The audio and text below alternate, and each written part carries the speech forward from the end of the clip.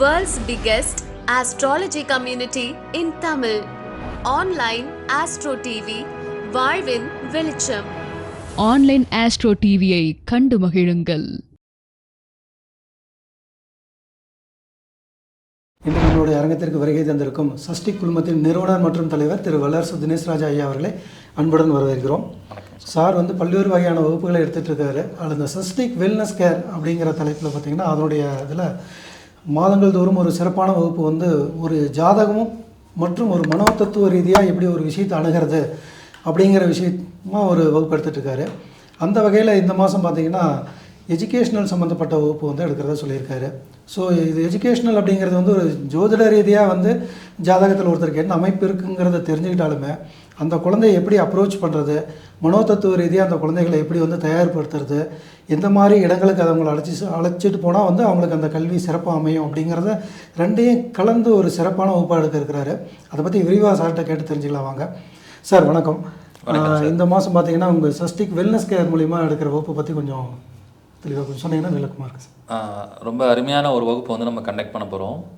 இந்த வகுப்புடைய தலைப்பு என்னன்னு பார்த்தீங்கன்னா எஜுகேஷன் வெல்னஸ் அப்படின்னு பேர். அதாவது கல்வி சார்ந்து ஒரு மனிதனுக்கு ஒரு நல்ல வாழ்க்கையை நம்ம அமைச்சு கொடுக்கணும். இந்த கல்வி அப்படிங்கிறது ஒரு இன்றியமையாத ஒரு விஷயம்னு சொல்லிட்டு நம்ம பெரியவங்களாம் சொல்லியிருக்காங்க. பட் இந்த கல்வி எல்லாருக்கும் சரியாக அமைதான்னு கேட்டால் எல்லாருக்கும் சரியாக அமைகிறதில்ல. இதுக்கு என்ன ரீசன் அப்படின்னா நிறைய பேருக்கு அவேர்னஸ் இல்லாததான் காரணம். இப்போ இன்றைக்கி குழந்தைகளை ஃபஸ்ட்டு ஸ்டடி பண்ணணும். அது பெற்றோர்கள் ஸ்டடி பண்ண மறந்துடுறாங்க. எல்லா குழந்தைங்களோடையும் நம்மளோட குழந்தைங்களை கம்பேர் பண்ணி அவங்க ஃப்யூச்சரை ரொம்ப கஷ்டப்படுத்தக்கூடிய சூழலில் தான் இருக்கும். எப்பயுமே எந்த ஒரு குழந்தையும் எந்த ஒரு குழந்தையோடையும் கம்பேர் பண்ணாதீங்க. அவங்க பிறக்கும்போதே அவங்களுக்கு இன்பில்ட் ஸ்கில்னு ஒன்று இருக்கும். அந்த குழந்தையோட இயற்கையான ஒரு ஞானம் அப்படிங்கிறதுல பிறந்திருப்பாங்க. சில குழந்தைங்க ஸ்லோ லேர்னராக தான் இருப்பாங்க, சில குழந்தைங்க ஃபாஸ்ட் லேர்னராக இருப்பாங்க, சில பேர் மீடியம் லெவலில் இருப்பாங்க. முதல்ல நம்ம எந்த லெவலில் நம்மளோட குழந்தைங்க இருக்காங்கிறத ஃபைண்ட் அவுட் பண்ணணும். அவங்களுடைய வளர்ப்பிலே நம்ம தெரிஞ்சுக்க முடியும். அதை ஜோதிடத்தில் என்ன சொல்கிறோன்னா, ஜாதகத்தில் இருக்கக்கூடிய ஆரம்ப கல்வி ஸ்தானம், படிப்பு ஸ்தானம், அவங்களுடைய லக்னஸ்தானம் இதெல்லாம் பார்க்கும்போது அவங்களுக்கு இன்பில்ட்டாக என்ன ஸ்கில் இருக்கும், எதன் மேலே அதிக ஆர்வம் இருக்கும் அப்படிங்கிறத நம்ம தெரிஞ்சுக்கணும்.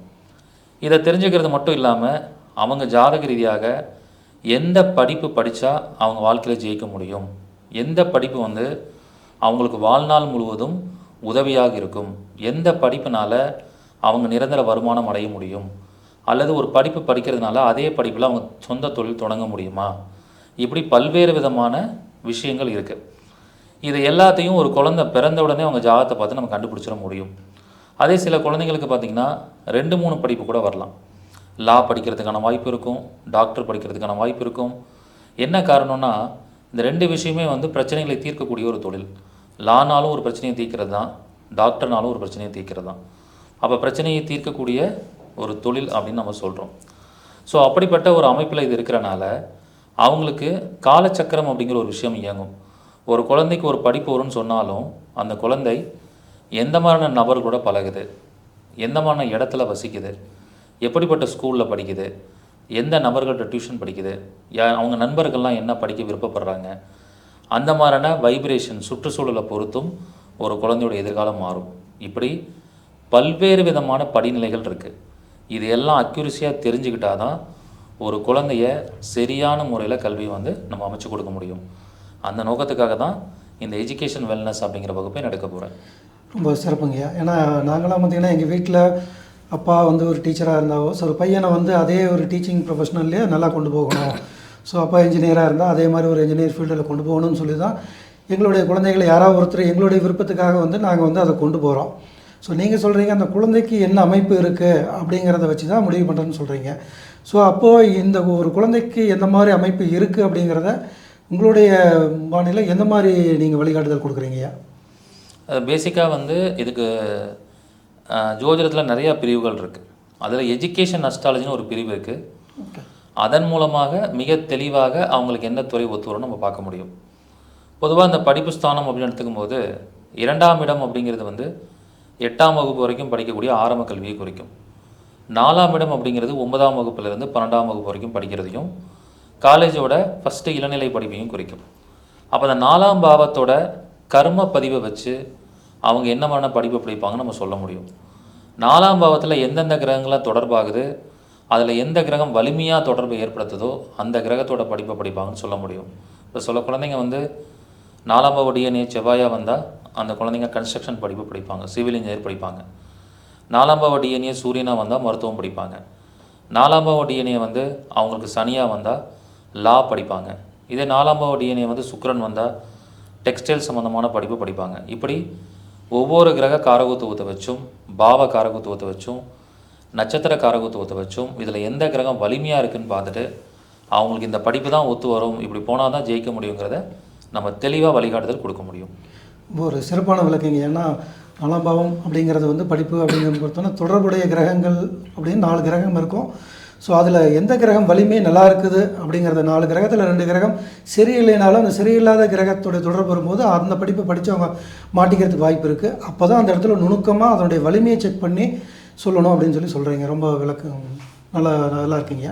அப்போது இந்த கல்வியை வந்து அவங்க எந்த மாதிரி எடுத்துக்கிட்டால் சிறப்பாக இருக்குங்கிறத வந்து, அதாவது உள்ளூரில் தங்கி படிக்கலாமா, ஒரு ஹாஸ்டல்லேருந்து படிக்கலாமா, வெளிநாடு போய் படித்தா நல்லா இருக்குமா, ஸோ இந்த மாதிரியெல்லாம் எங்களுக்கு ஒரு ஆசைகள் இருக்குங்க. இதெல்லாம் இந்த ஜோதிட ரீதியாக நாங்கள் தெரிஞ்சுக்க முடியுங்களா ஐயா?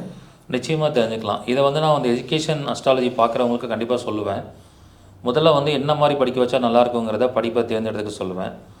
அதுக்கப்புறம் சில பேருக்கு பார்த்திங்கன்னா ஸ்கூலிங்ஸ்லேயே வந்து அப்பா அம்மா கூட இருக்கக்கூடாது, ஹாஸ்டலில் போடுங்கன்னு சொல்லுவேன். காலேஜ்லேயும் ஹாஸ்டலில் போடுங்க அப்படிங்கிற மாதிரி சொல்லுவேன். என்ன ரீசன்னா, சில பேருக்கு 4ஆம் பாவம் கெட்டு போயிருக்கும், 6, 8, 12 போய் மறைஞ்சிருக்கும், 4ஆம் பாவம் நீசமாக இருக்கும், பகை நட்சத்திரத்தில் போய் உட்காந்துருக்கும். இந்த மாதிரி இருக்கிறவங்க அப்பா அம்மா கூட இருந்து படிக்கவே கூடாது. சொந்த வீட்லேயோ சொந்த ஊர்லேருந்து படிக்கக்கூடாது. அட்லீஸ்ட் பக்கத்து மாவட்டத்துலேயாவது படிக்க வைங்க, வெளியூரில் படிக்க வைங்க, வேறு ஸ்டேட்டில் படிக்க வைங்க அப்படின்னு சொல்லுவேன். இந்த மாதிரி அவங்க வந்து புரிஞ்சுக்கிட்டு அதை செஞ்சாங்கன்னா இம்ப்ளிமெண்ட் பண்ணுவாங்க. ஒரு கிளைண்ட் இப்படி தான் வராங்க, 4ஆம் அதிபதி 8ல் மறைஞ்சிருக்கு, அந்த குழந்தை ஒழுங்காகவே படிக்கலை. அந்த குழந்தை பார்த்திங்கன்னா சொந்த வீட்டில் அம்மாவோட அரவணைப்பில் இருக்குது. நான் என்ன சொன்னேன்னா, எங்கேயாவது தூரமாக போய் ஹாஸ்டலில் போட்டுருங்க, நீங்கள் அடிக்கடி போய் பார்க்காத மாதிரி இருக்கணும், மாதத்தில் ஒரு தடவை பார்க்குற மாதிரி பண்ணுங்கன்னு சொன்னேன். அந்த குழந்தை எப்போ சொந்த ஊரையும் அம்மாவையும் சாக்ரிஃபைஸ் பண்ணி வெளியூரில் போய் அட்மிஷன் போட்டாங்களோ அன்னையிலேருந்து அந்த குழந்தையோட படிப்பில் அதோட மார்க் ஸ்கோரிங் எல்லாமே நல்லா டெவலப் ஆகிடுச்சு. இப்படி ஒரு குழந்தை படிக்கலைனாலும் அதுக்கு என்ன ரீசன்னு கண்டுபிடிச்சி அதை நம்ம சரி பண்ணிக்க முடியும். இப்படி ஒவ்வொருத்தரோட வாழ்க்கையிலையும் வெளிநாடா வெளி மாநிலமாக அதே மாதிரி ஸ்கூல்ஸ் ஜாயின் பண்ணுறது கூட அந்த ஸ்கூலோட பேரை வச்சு சில விஷயங்கள் முடிவு பண்ணலாம். ஃபார் எக்ஸாம்பிள், இப்போ சில பேர் பார்த்திங்கன்னா இந்து மிஷன் ஸ்கூல்ஸில் படிப்பாங்க, சில பேர் வந்து கிறிஸ்டியன் மைனாரிட்டி ஸ்கூல்ஸில் படிப்பாங்க. சில பேருக்கு கேது பலமாக இருந்தால் அவங்க கிறிஸ்டியன் மைனாரிட்டி ஸ்கூல்ஸில் படிக்கிறது சிறப்பு. குரு பலமாக இருந்தால் அவங்க வந்து இந்து ரிலீஜியஸ் சார்ந்த ஸ்கூலில் படிக்கிறது சிறப்பு.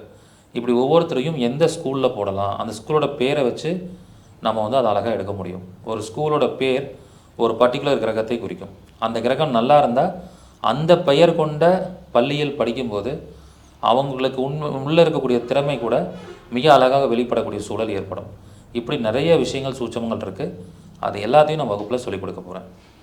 ரொம்ப நிறைய அரிய தகவல்கள் வந்து இதில் கிடைக்கும் போல் இருக்குங்க. ஏன்னா ஒரு குழந்தை ரொம்ப நுண்ணறிவாக இருக்கும், அவன் வந்து நல்லா டாப்பராகவே படிச்சுட்டு இருக்கோம், திடீர்னு காலேஜ் போய் சேரும்போது அதனுடைய பெர்ஃபார்மன்ஸ் பார்த்திங்கன்னா திடீர்னு ரொம்ப வீக்காக ஆரம்பிக்குது.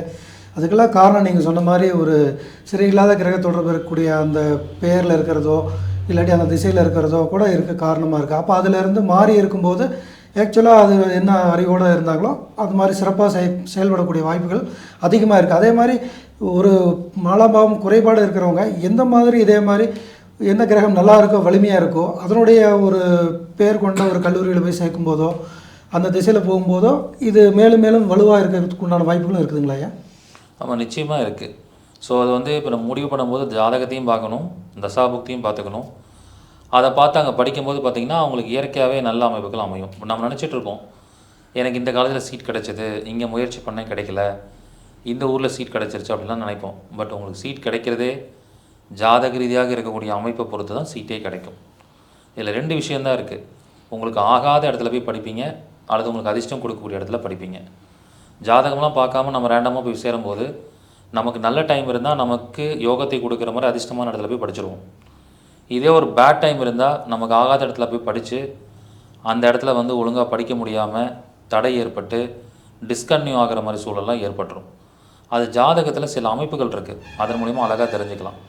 ஒரு ஜாதகத்தை எடுத்த உடனே 4ஆம் இடம் முடக்கில் பாதிக்கப்பட்டுருச்சு, அல்லது புதன் வந்து முடக்கு கிரகமாக வரார், அல்லது காலபுருஷத்துடைய 4ஆம் இடமான கடகம் வந்து முடக்கில் பாதிக்கப்பட்டால் அவங்க படிப்பு விஷயத்தில் மிக கவனமாக முடிவெடுக்க வேண்டும். இல்லைன்னா லட்சக்கணக்கில் செலவு பண்ணி அந்த படிப்பை முழுமையாக முடிக்க முடியாமல் போயிடும். எப்போ அவங்களுக்கு இந்த முடக்கெல்லாம் கிளியர் பண்ணுறாங்களோ அப்போ தான் சரியான படிப்பே அமையும். அதே சமயத்தில் சில பேருக்கு இங்கே பரிவர்த்தனை அப்படிங்கிறது வேலை செய்யும்.